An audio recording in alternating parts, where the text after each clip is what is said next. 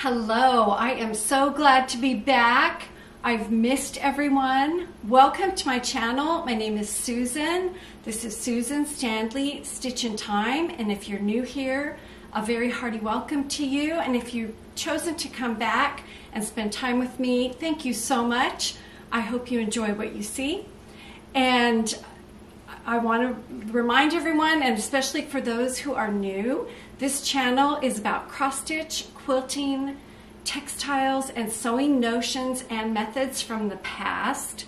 And I also share some of the progress I've made on my projects. So, yay, let's get started. On today's episode, I'm going to give you a bit of a life update, kind of fill you in on why I've gone missing for a few weeks, give you a Merry 1840 St. Louis update. We'll talk a little bit about Sampler September and September Sampler Soiree and how I participated. I'll show you a bit on my whips. I'll show you some finishes. Yes, I actually was able to get some things finished. I'll talk to you a little bit about this quilt. I'll talk to you a little bit about work baskets and talk about some new items, and we're going to look at some comments from you lovely viewers, and we're going to celebrate because life is worth celebrating, and I have some giveaways to help do that. So thank you so much again for being here. Life update. If you followed me and if you are on Instagram, you will know that I posted a picture that I was going to be gone and I had a patch over my eye, and I had talked earlier on some videos that I was facing potential eye surgery and potentially multiple eye surgeries. Well, yes, I did have to have eye surgery. I had an eye surgery over a year ago that was brutal, and this one was much kinder. I am still recovering. My vision is not 100%.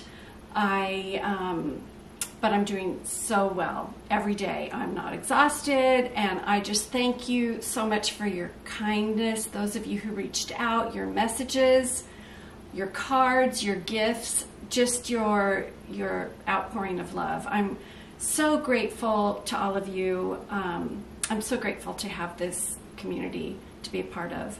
I am grateful for modern medicine and to give me, that's restored my ability to do what I love, which is needlework and handwork. And I would be lost without it in my life, and I'm sure those of you who are passionate about your needlework can completely relate. So I'm delighted to be back, and let's get started. I have a lot to share. So I'd like to update you on the Merry 1840 St. Louis, Missouri project update, which is a doll quilt experience. And I'm taking you through tutorials and a series of stitched stories where you learn about how things were done in 1840 as far as patchwork and needlework.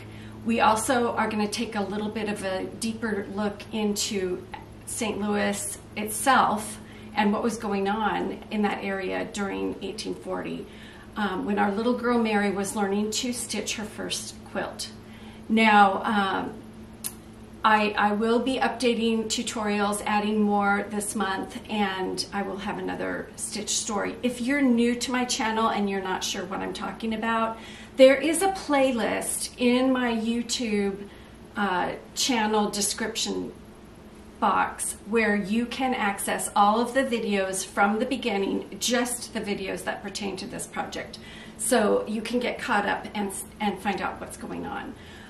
I'm very happy to say that all the pre-orders have been filled, and I do have more kits available that will be loaded on my website October 14th, 2023. So I did make a few extra I have some extras. I have some more.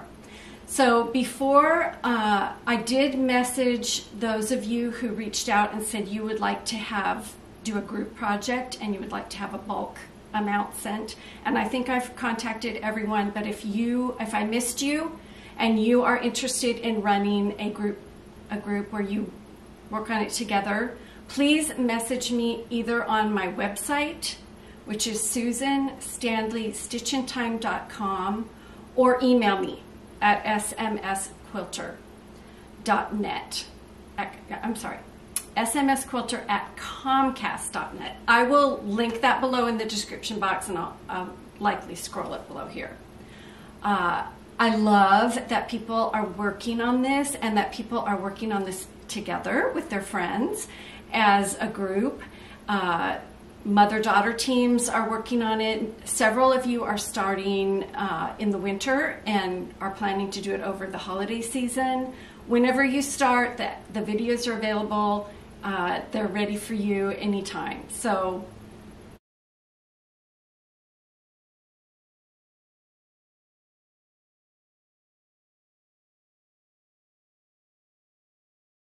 I'm so delighted to see the progress, and please keep posting your progress on hashtag #first_stitches. I will also link that below. It's just encouraging. There are some people who purchased the kit, and then there are people who have created their own kit. I made this available at any level. There are people who are watching and hopefully enjoying it as well. Just, you know, it's a new thing to learn about, and I like that. So remember, any new skill, you have to be brave and you have to be kind to yourself. And especially as adults, we are so hard on ourselves. We feel like we need to be able to dive in and be perfect the first time. And this may be your first stitch experience with stitching on fabric. You may be a cross stitcher, you may be a knitter, you maybe have stitched on a sewing machine, you've used a sewing machine, but you've never done hand piecing, especially using these methods. Now, these methods I'm showing you were the methods that were used to teach children in the 1840s. They have simple tools. They're not contemporary. I will get into some of that, because I think, you know, why not use what's available? But I just think it's a great way to start, to see where things came from. And I really wish I had a class like this when I was starting 40 years ago in my quilting journey. It would have meant so much. So to encourage you in your patchwork and in this adventure, I'm going to offer a prize it will be given out at the end of the month of October. So during the month of October 2023, if you purchased a kit, I would like you to share one block that you have pieced, either by machine or by hand. If you are committed to the machine, but if you've purchased a kit, this is for people who purchased a kit, I'm going to offer a prize from those names who either email me at my email, again, I'll link it below, or message me a picture on my website. You are welcome, and I would love it if you would also post pictures on Instagram, but I can't keep up with the Instagram feed. I'm trying not to look at my phone a ton because it tires my eyes out.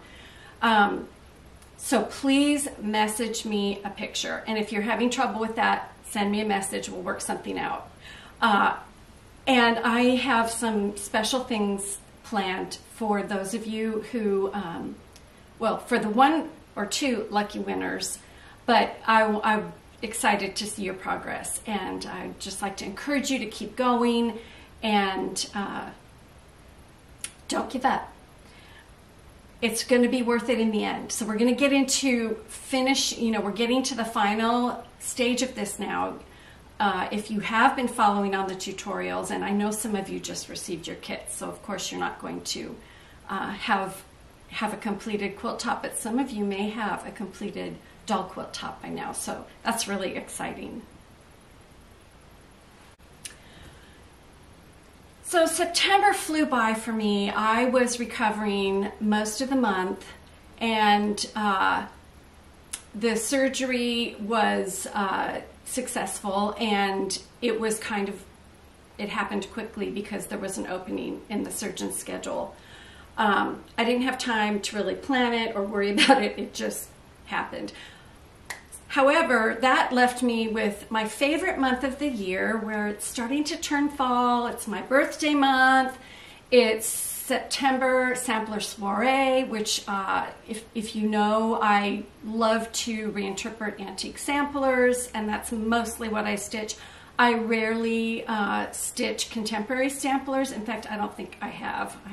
I don't get a ton of stitching done because my time is divided between that and quilting, but I'm always poking away at it. And anyway, so what do you do when you're missing your handwork and it's a very significant month and you go shopping? That's what you do. You shop and you acquire more projects that may or may not get done, or at least you get the charts for inspiration, just to keep you going through. Now, last time I was able to hold the linen in my hands and maybe take a few stitches. This time I was not supposed to look at anything close up for for a long period of time for my recovery, and so there was none of that happening, and I would have been way too tempted. However, I did do some purchasing, and I had my husband was a big help on this, and he knows more about samplers now than he probably ever thought he wanted to know. But I'm going to show you what I bought, because these charts just inspired me and got me through a hard time, and I think they're lovely. The first one is an earlier time frame than I've been stitching on this year. If you've been following me, you know I've kind of focused on 1840 with my quilting, my fabric collecting, and my charts, my stitching. But this chart just, I don't know, there's something about it that just appealed to me. It's the needlework panel of a fruit tree with 2 animals. Now, I haven't read all the details about it, so I can't tell you a lot of information about it. It's by the Scarlet letter. It's from 1690. It's the center panel, and on the back of the chart there is an image of the original antique. And so I imagine, I would like to do some research when I have the ability to spend more time on the computer and really look at this in entirety and learn about it and see what it's all about. But for some reason, this early kind of more naive artwork really appealed to me, and I had to buy the chart. Of course, if you know me, you know that red and green are my happy colors, and these are and there's some bluey greens in there too. So red, green, and blue are colors that really make my heart sing. And so this answers all that. And the berries are just delightful, and the little animals. So it's full coverage. I have no idea when I'm going to start it. I don't know if I ever will, but I really love having this chart. It makes me delighted, and it gives me something to think about and look forward to, and also motivates me to finish what I'm doing, because as you get close to the finish, don't you start dreaming about the next thing? Probably if I hadn't had this eye surgery, I would have started 10 things this month. I really was geared up for that, but that didn't happen. Another chart I purchased, and I think I got these from the attic, it's by From the Heart Needle Art. It's the Susan Crowther's 1853 sampler, and this again is a little bit past my time period. This looks to me, I haven't done a ton of research on it, but this looks to me to be Berlin work, a lot of Berlin work. But somehow that density of color and coverage was calling me. I don't know why. Both of these pulled me in that way. The flowers are gorgeous. That soft ivory yellow, I'll put this in front of my face so you can see it a little better. I just thought was beautiful. Now this has so many gorgeous motifs on it that you could easily pull out for other things. This one is, I think, what drew me in, this large one right here. Now I have a little, of course, you know, the fact that her name was Susan, I do try to collect all the Susan charts. But I have some sterling silver purse clasp handles, like a clasp, from an early purse. I don't know if they're that old. They're probably mid 1800s. This would be gorgeous if I stitched it and then used it to finish using those silver purse handles. I can see that, and anyway, that actually might be what I do, because I like the other elements, but that definitely, that center motif is what draws me in. Big cluster of flowers. So I purchased that. And then I had to head over to Hillside Rookery. If you haven't been there lately or ever, you should check that out. Here's the card. And Olivia B. is the owner of that shop. It's an Etsy shop. And if you've been doing the Mary 1840 project at any level, watching all the videos and the stitched stories and the tutorials, you'll know that I crafted little Mary to be this little girl in 1840 who had a mother that was a dressmaker and a grandmother who was a milliner, and they emigrated from England. And I created this whole story, which is loosely based on some true stories of people, immigrants during that time. I saw this and I thought, you know, I think I need to buy this. I will definitely, when I stitch it, I will definitely stitch it and finish it as an item. It will either be a bag, a drawstring bag, something that I put on the top of a box. This is a Kathy Barrick, and it's Miss Elizabeth Perkins. Now, this is not an interpretation of an antique, but, you know, never say never, because Miss Elizabeth Perkins is a milliner and a dressmaker, and that was something I talked about in my last Stitch Stories, and that was a very common occupation for women in the 1840s, and they had skills that are desirable and enviable for sure. And I don't know, I just thought I need this, and I think that skirt is almost, it looks like a piece of fabric design. If the design is like, you know, some kind of a calico or small print. I don't know. Who knows? If you have suggestions on how I should finish her, if I ever start her, this might get me to start her. I don't know if that's good, but if you have any ideas, I would love to hear from you. I don't know, the 1600s were calling to me for some reason, and I do love the Scarlet letter chart. So Joanna Warren, 1655, an English band sampler from the Fitzwilliam Museum in Cambridge, England. Now I'm very fascinated with reversible stitching, the Montenegrin stitch, I believe it's called. I don't know if this is stitched that way, but it has elements to it that are similar to some charts that I know are stitched in that manner. And you know, I love challenging myself, and I love learning new things. So I don't have a ton of time, and I don't have a ton of ability because of my eyes. I can stitch for about 2 hours, and then I have to stop. And then I just have to wait and see if I can stitch some more. So I can dream, I can learn, and I can make plans, and that's always a good thing too. That gets you through a lot of days. Now this one I thought I needed because, well, I didn't point this out, but this has some of those undulating bands on it that are very similar to the Old Scott, and that intrigued me as well. If you are familiar with the Old Scott, it's a chart by Hands Across the Sea Samplers, and I'm stitching in honor of my father, and I've showed it many times on my channel. And this reminded me a little bit of that. So I don't know. I like to see similarities and make comparisons. Those two locations aren't too far from each other.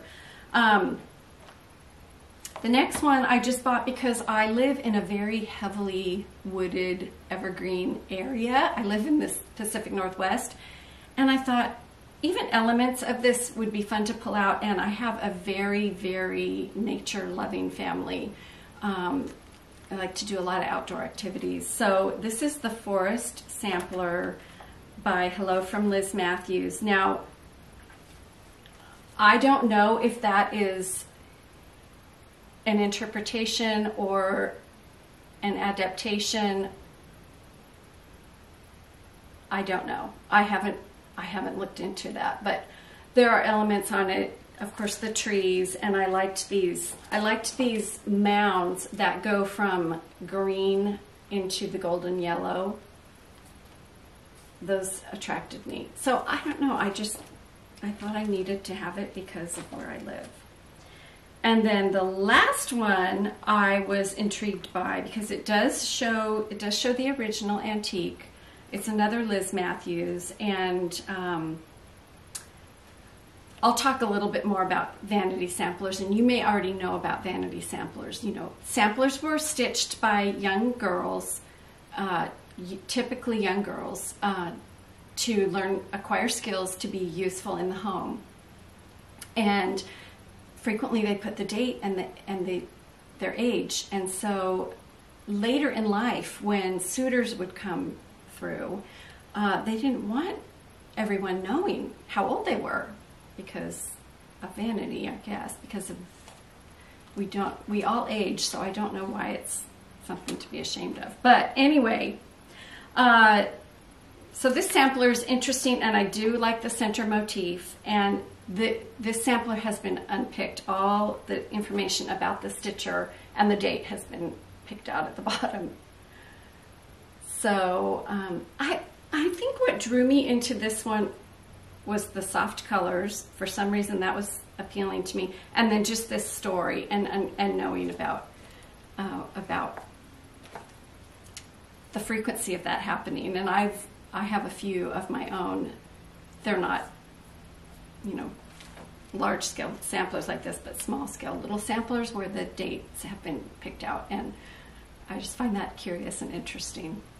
So that's what I did over Sampler September. That was the majority of what I did. So in spite of not having a ton of stitching time, I was able to finish 2 items. And if you remember in my last regular floss tube, I talked about an urn chart, or a freebie that the generous Birgit of the Wishing Thorn provided in my chart that I purchased.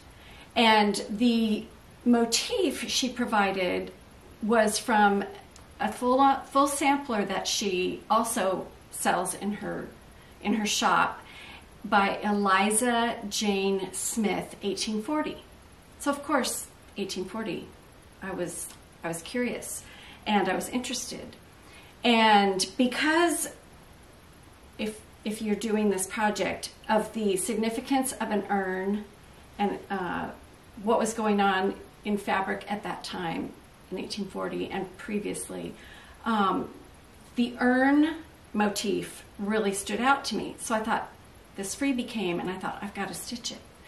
I don't know what I'm going to do with it, but it's got some meaning behind it, and I need it.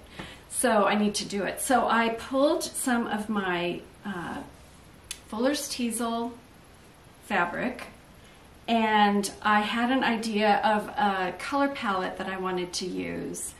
And so I just started pulling some of my own threads, and I ended up using a Veriswa threads, and I created my own palette. And I will talk to you a little bit in the future about how to do that. How do I approach creating my own palette?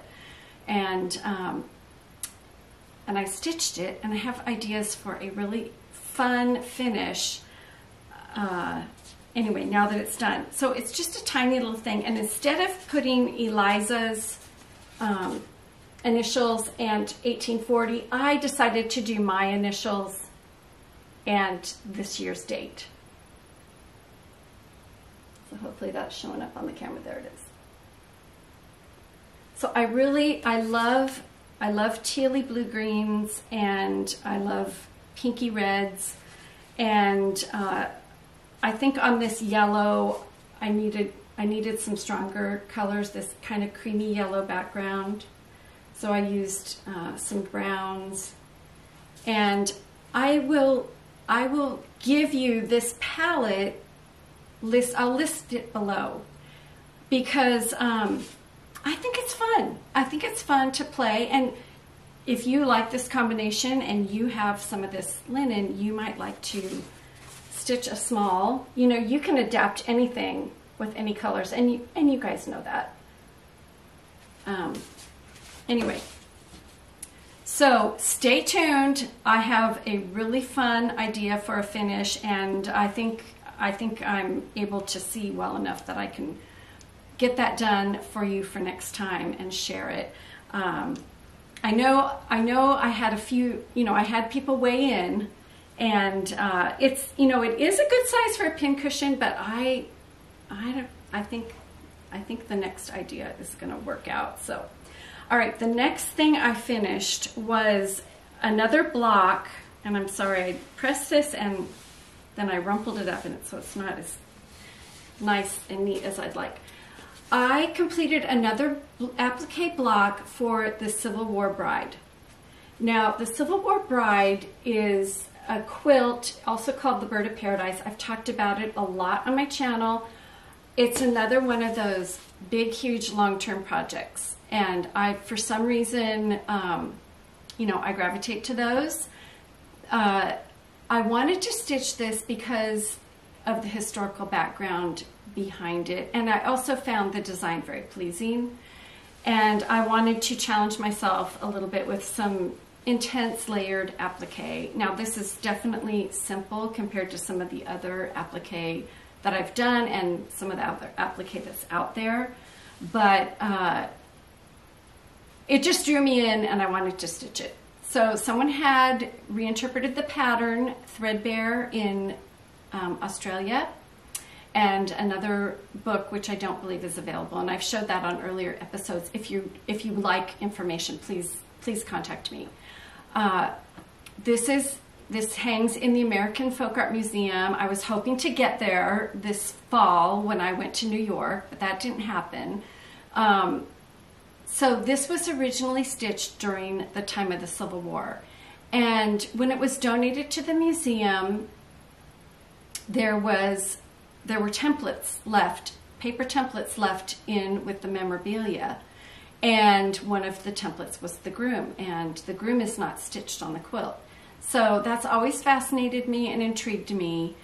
It's believed that the couple were planning to be married. He went off to war, and he died during the war. This was not a quilt that was stitched during that time to be given to a soldier. It was not a quilt to be given to someone in the hospital. This was a quilt that I believe someone stitched who really was craving beautiful things in their home and in their life during a tragic and chaotic time. And I think that's what our stitching does, doesn't it? I mean, it really calms us and gives us beauty and pleasure and joy during challenging times, and that's definitely what my stitching did for me, even in just purchasing charts when I was recovering. So I'm going to show you the photo I have of the pattern and the blocks that I've done so far, so you can see how this one fits in. So let me insert that here.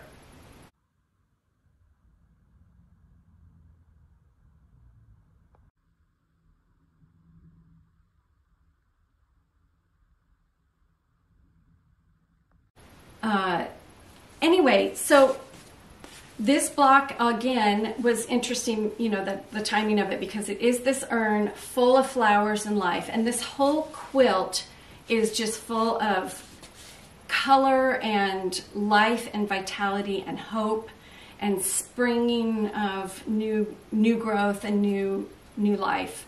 There are butterflies. You can see from the photo I inserted that there's just a lot of happiness going on. There's also a lot of local flavor going on. And when I get to those blocks, I'll talk about it, like what's that elephant doing in there and what are those horses all about? So I will definitely talk about that. And these motifs, just like in samplers, the motifs in quilts and fabric, motifs in general have meaning. And in earlier times, those meanings were very common knowledge and instantly read. So instantly understood. So anyway, why do I do these long-term projects? These long-term projects are kind of calming to me in an odd sort of way, because they give me, they teach me to slow down, and they teach me that this process it's about the journey of getting these things done. I love the finished product, but I love what I learned during the process.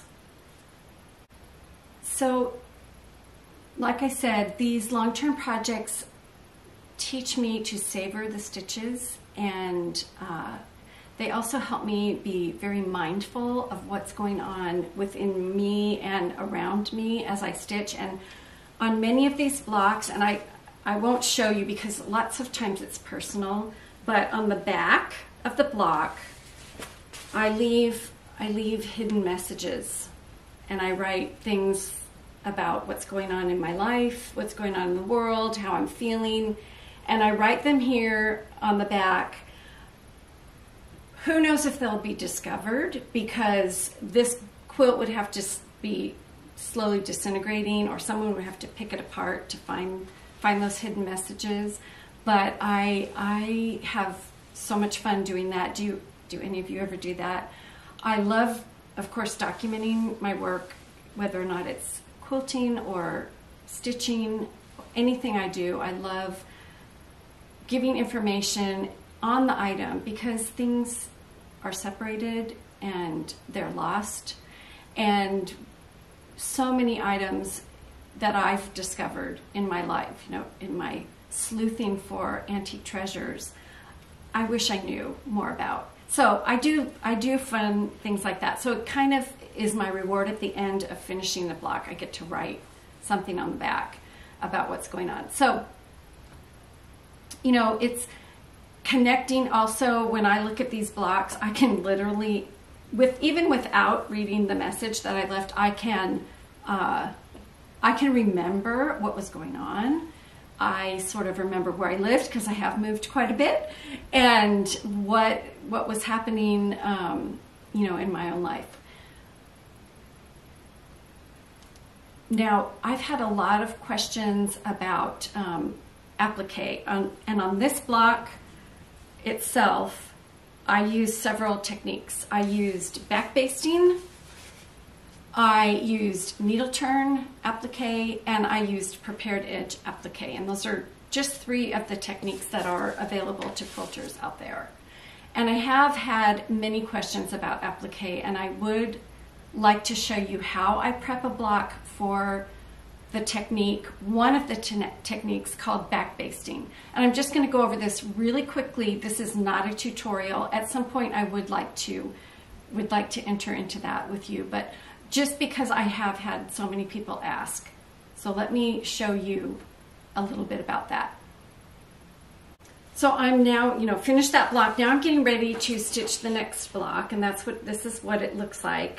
And this table is so interesting to me, and there's a whole bunch of meaning and significance to a table set before you with all this abundance. And in the original, this was actually fringed, and it was the turkey stitch, just like on some samplers. So I don't think I'm going to do that, but this is going to be a fun block to do. So the first thing you do for back basting is you take, this is the front, you take your pattern and you either just trace through, if you can see through the lines around the design, so you have a reverse of the design. And so the back is the reverse. And this is, I think, the easiest way to do it. Some people will do a backwards version from the front, and that's a little more confusing. So that's I like to do. And I'm going to insert a picture of how I was doing it because my husband took a picture. It was a sunny day. I just held it up on the window and traced it. So here's the photo.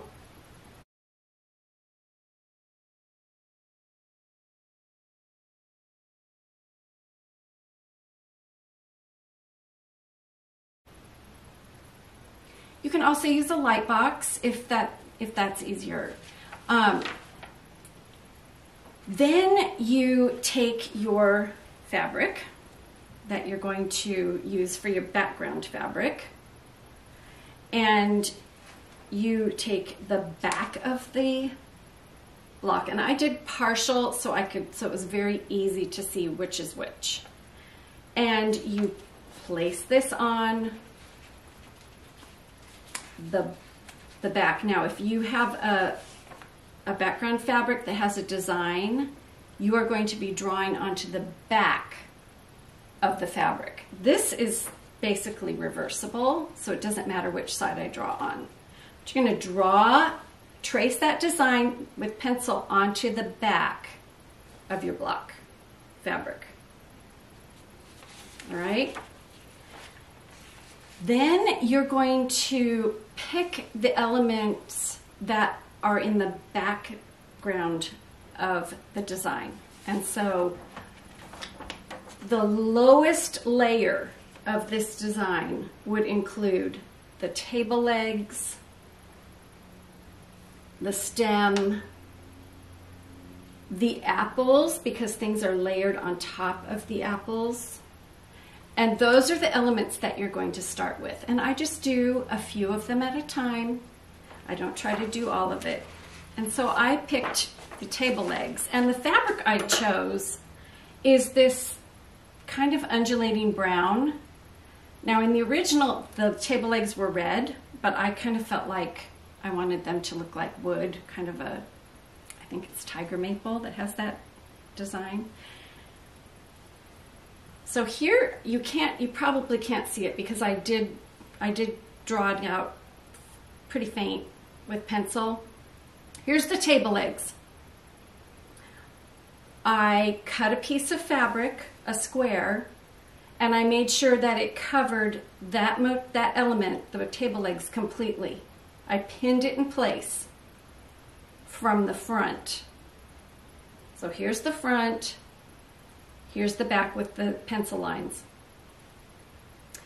Then from the back, I basted around my pencil line. And that gave me my shape of my table legs. And I don't know if you can see that, but again, if I do a tutorial, this will all be very close up and clear. Then from the front, I will trim around the table leg 1/4 inch away, leaving the basting stitches in.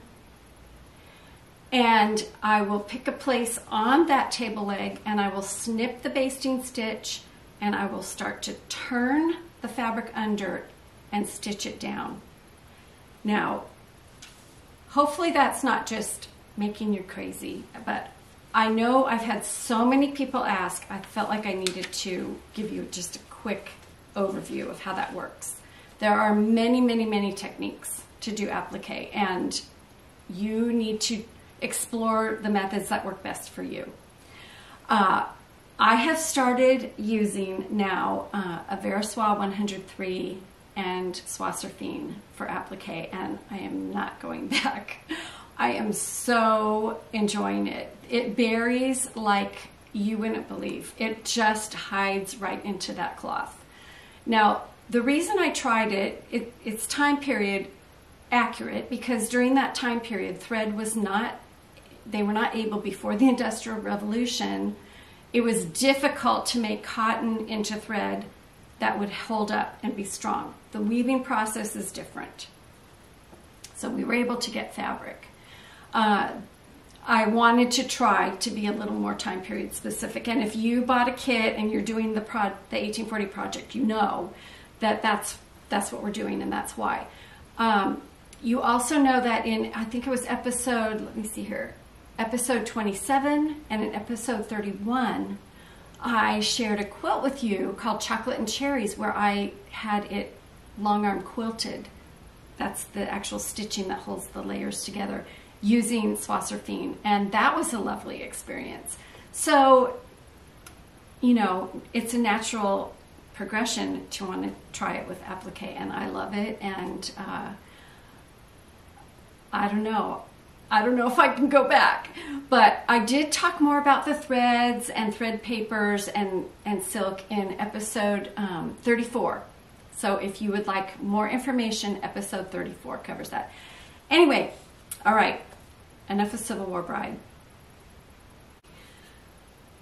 All right, I have a tiny bit of progress to share with you on my whips. One of the projects that I wanted to give a lot of attention to, but couldn't, I just gave a tiny bit of attention to, was Jane Parsons, 1841. I think there's a whole bunch of sales going on with this. I see a ton of people posting their progress. I wish I was up to date with all of you on that, but anyway, I just fell in love with this chart. It's from the Wishing Thorn, and I wanted to have the experience of stitching in wool, and so that's what I did. Now I chose the d'Aubusson. I'm not a very good French speaker, wool, and it's been such a pleasure to stitch using this wool.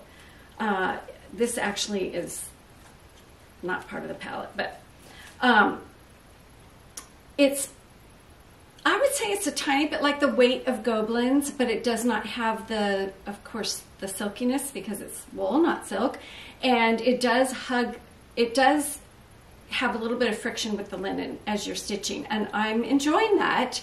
I'm having to be careful though because of my tendency when I stitch. I want to pull a little bit too hard actually, and so I'm having to really just kind of relax and make sure that my tension is accurate. I am appropriate. I am using a hoop to stitch with, but that's been my only observation so far because of me and my personality and the way I stitch. I'm using Swiss Cocoa, and I love, especially this color, number 4110. I just love the reddish brown undertones that this Swiss Cocoa has, and the way this just this color wool looks, especially. I mean, anyway, I like the whole palette on the Swiss Cocoa. I might have to change a couple of the colors out. As you can see, I just have a tiny bit of the lower corner done. Is that showing up yet? Anyway, I'm enjoying it an awful lot. I might darken a couple of the colors, but so far so good. It does get, amazingly, this is a 30 count legacy linen, Swiss Cocoa. Yes, it is 30 count, right? Yes. It gets a little bit tight in there. So I think you could go down to a 28 count, maybe. I think I saw that somebody is doing that. Anyway, love the experience, and when I'm able to, I'm going to, I think this is very comforting. I'm going to spend a lot of time on this stitch. You'll probably all have it done by then, but that's okay. I'll enjoy seeing your progress. And then I did do a tiny bit more work on Hannah Lancaster. And I'm stitching this on Fuller's Teasel. It is also a legacy linen, and I've done my own Soie conversion. And, you know, I got the girl in her dress done at the bottom because that's what it was all about. But I was able to get in this tree. This is the Soie d'Alger, Soie d'Alger. And I was able to get this tree in. So I'm really happy, considering everything that has gone on, that I could get some stitching done. And it's not a ton, but every little stitch counts, and every little stitch gets you closer to your desired goal. So I definitely have more projects in my world than is humanly possible to finish. And you can see that I just bought a bunch more charts. And you know, dreams are good though. Dreams are good, and thinking about the future is good. let me tell you just a tiny bit about this quilt behind me. It's a quilt that I designed and actually reinterpreted from an antique, and I drafted it and designed and stitched it up. Now this was an exchange of blocks. The stars were an exchange with one friend, and these little 4 patches were an exchange with another friend. And so this quilt has a lot of meaning to me because it has friends involved. And I named it Desert Stars. I lived in Tucson for over 25 years, and there's nothing like the nighttime sky in the desert. And it's clear, and the stars come out, and there's sunset colors on the mountains, and it's just a beautiful time. There's an observatory in Tucson, so there are limited street lights, and so the sky is just clear and magical. I used a very scrappy palette. You can see pretty much any color you look for is in this quilt, and I love that. I love playing with fabrics and just seeing what will work and work together. It was not a planned palette. It was let's put it in. I think what grounds this and brings it around, and I think this also applies to cross stitch, is the background fabrics that I chose. So I chose a light and a medium to kind of offset the multiple layered colors of stars. So it's fun. I'll show you a picture of the whole thing right here, and the back and the label.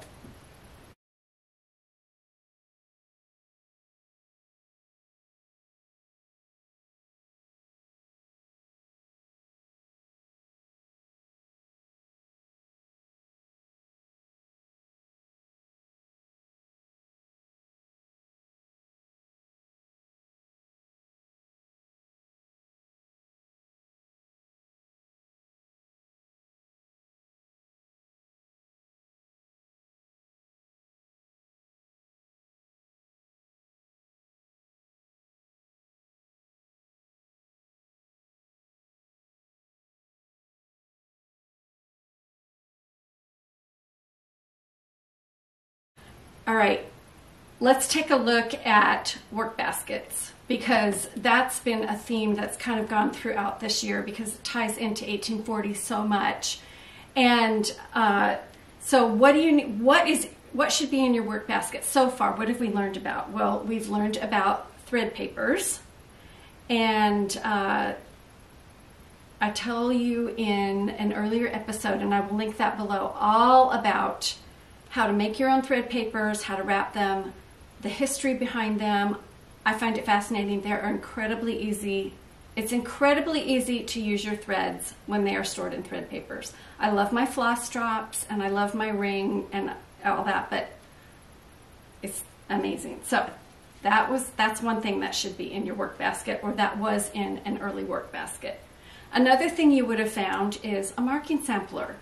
And this is one that I stitched from a chart available on Hedgerow Stitching. It's Mary Brutnell's work. I stitched this using a 30 count linen mariner's map, and I used Goblin's thread, because those are as close as I could get to what would have been used originally. A silk thread and a lower count linen. And I love the way it's finished. I roll it up and I leave it. Now I just leave this out. I like having displays out. I have little vignettes, and I love because it makes me happy and it reminds me of things, and so I like seeing them. Now, don't ask me if I dust them though. So it's there. I have several of you have purchased kits for this, and I put a couple more in the shop if anybody's interested in trying Goblin's for the first time. You get a beautiful array of colors in the kit, and I would encourage you to either design or find a marking sampler, or buy this kit and try it, because I think it's just something kind of fun. Okay, every work basket needs scraps, and this happens to be the scrap bag from the Mary 1840 project. Every work basket also needs several pair of scissors, but for sure a pair of dressmaking shears. And in my last Stitched Stories, and I'm going to make you go there to find out, I talk about why these are so weighted and why they're so heavy and how you are actually supposed to use them. When I learned about this, I thought it was fascinating. There's always a tool for every process and project, and there's thought behind those tools, and there's a reason the tools are designed the way they were. So, all right, I want to show you. So this is a common work basket. These are some of the things that you would have for your work. This is the work of mending, darning, marking, creating, and whatnot. Now, I have been doing a lot of reading and reading a lot of primary sources, meaning books from 1840. And it was not proper to take your common work basket into proper conversational settings.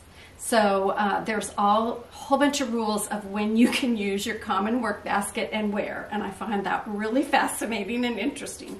Mine's out all the time and I use it everywhere, and if you come to visit me, I'm probably going to be stitching on something and it'll be right there.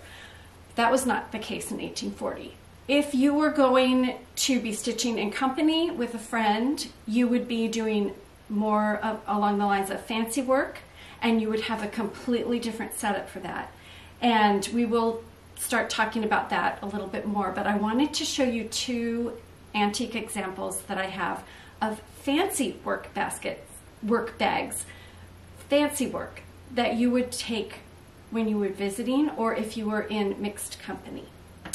And so this one, you'll know right away why I had to have it. It has my initial on it. It is linen, and it has these lines, and those lines are on the interior creating a pocket for each of those little sections. It's a pocket where your needles, your thread, your little tiny scissors, all the items you would need for your fancy work and the work that you could do in public could be held in something like this. And all around the base are pins. So your pins are stored here in the base, and this is a hard base. And yes, in 1840, there was cardboard. So linen, silk thread, pins, cardboard, and on the inside, this did not, it's you know, very fragile and it's kind of coming apart. It had a few items inside, but I don't know if they're original to the item. So this would be considered something that you could take. And think about all the things you see people bringing to retreats nowadays and all the fantastic displays they have. And then another one that I purchased that is so sweet and in such bad condition, but I just had to have it, is this little work bag, or just this little fancy bag. And it's drawstring. It's black silk that is badly disintegrating, and if you follow me, you know when I've talked about dyes, I've talked about the way black dyes were so caustic and toxic, they actually destroyed the fiber. So it has a green woven into the jacquard design on the silk, and it's just beautiful. But this one has a really special treat at the base. You pull out this pin and you open the base, and it's a needle book, and it's in this vibrant green. And I just found that so charming. And when I talk more about this on Stitch Stories, I'll show closer pictures. But what's interesting with this one, inside, and I have no way of knowing if this is original to it or if the person I purchased it from added that or someone prior to it added it. There was a note. I do need my glasses for this. And the note inside this, when I purchased it, said, "This work bag was made and used by Sarah T. Blair, who was a sister of the grandmother of Janie Grandmother Ruggles. She died in 1906 at the age of 88. So, this probably was in use in mid-1800s. And when I purchased it, The note was inside. There was a strawberry emery with a silver cap, and this is a silk fabric, and it's pink. It's held up well. There was a set of needles. Don't know if this is original. Can't guarantee anything about it. A pair of darling little scissors that are not very sharp. And of course a thimble. So I had to show you those treasures. I thought they were delightful, and I thought you would enjoy seeing and knowing about fancy work bags and baskets and common work baskets. I want to read you a comment from a viewer and a participant in the Mary 1840 project, just to give you an idea of people's feelings toward trying a new skill. And I won't read all of it, but I thought the most significant thing about this comment that this person said, and I didn't ask if I could share her name, so I'm not going to, but she said she wanted to learn the wonderful history of sewing, and I also wanted to use this experience to learn patience and grace. My personality tends to lead me to rush to finish. This project has been teaching me to slow down and enjoy each stitch. My hope is that it will not lead to perfection, but to appreciating the final product that has extra care and attention. I just thought that was beautifully said, and just such a lovely way to wrap up what I talked about earlier.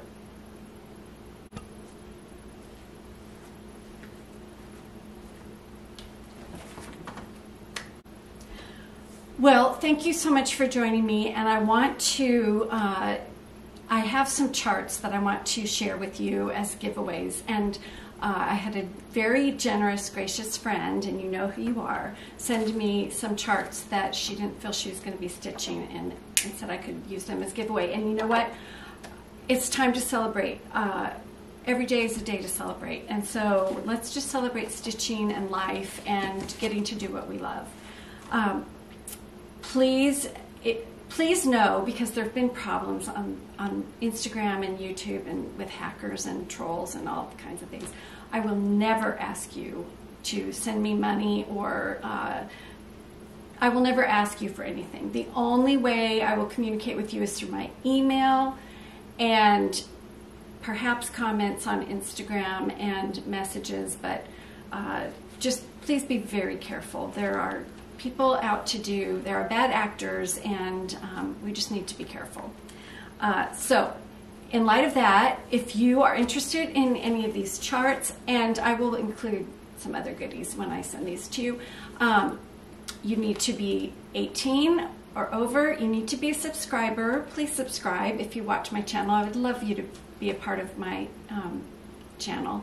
And I will be asking you for your address, and I will be communicating with you through email. So you need to email me at smsquilter@comcast.net if I call your name, and that will be revealed in the next video. So if you're interested, I'm going to do the random comment picker. This first one is from Victorian Rose Needle Arts. It is Jane Freebairn, 1850. And the word for that one, if you are interested in your comment, use the word Jane. Have fun with your comment. Sometimes people make the most creative sentences using the word. The next chart is Maria Clark 1846 sampler. It's by Needlework Press. And I'd like you to use 1846 if you're interested in this.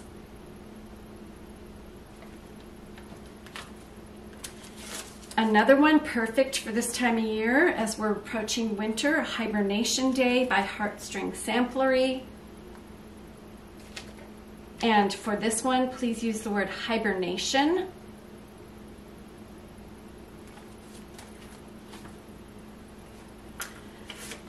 This one is beautiful, and it looks quite large, and it's a lot like others that I have that I want to stitch. So it's with a little bit of pain that I'm giving this away, but I think it'll go to the right home. This is Eunice Tankard Sampler by Manny Dodonna. And if you are interested in this sampler, please use the word Eunice, E-U-N-I-C-E, E-U-N-I-C-E. And the last one is A Ship for Mary by Heartstring Samplery. And the word for this one is ship.